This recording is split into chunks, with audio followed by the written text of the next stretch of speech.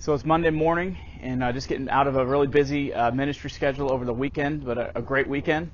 Yesterday morning, Leander and I closed out the youth camp with the final session. He spoke and did the beginning of the message about Paul's admonition to Timothy, and the final point was do the work of an evangelist. And so I shared about what it means to live an evangelistic lifestyle. Encourage the students with stories of practical ways to share the gospel and to love on people, and just some things that I've seen God do in my life, and encourage them to take what God's done in their life over the weekend and share it with the lost in their lives. And so it was a great session.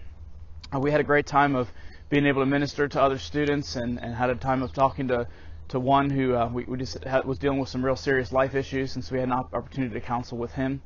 And one pretty cool thing is on Saturday night when I was sharing my testimony, I shared with the students, I just had a sense it's possible that some of the students might be dealing with suicidal thoughts, and encourage them to reach out to their counselors if that's true.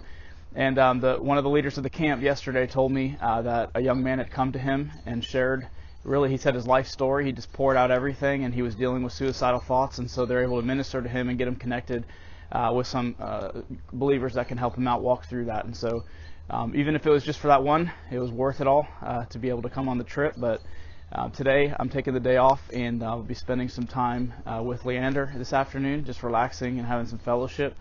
This morning I'm just studying and getting out and prayer walking around the neighborhood.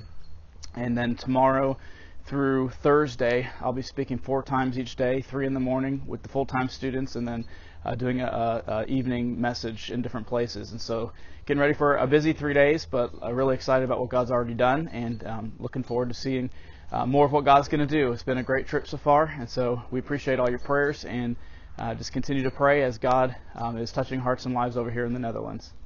So I'm here with my brother Leander, yes, and we're in the town of Amersfoort, and we've been just walking around a little bit. We just came from another town. What is it? Voorthuizen. No, not even close.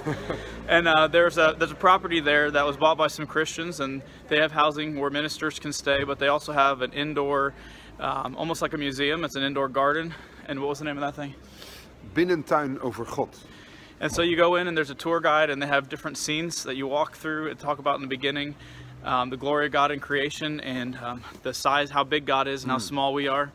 And then they step you through these different scenes. One of them is a scene that looks like you're in Jerusalem, and they have the cross, and they talk you through salvation. And so it's an evangelistic, like almost evangelistic tour place where you can hear the gospel, and they're sharing the gospel with people all the time.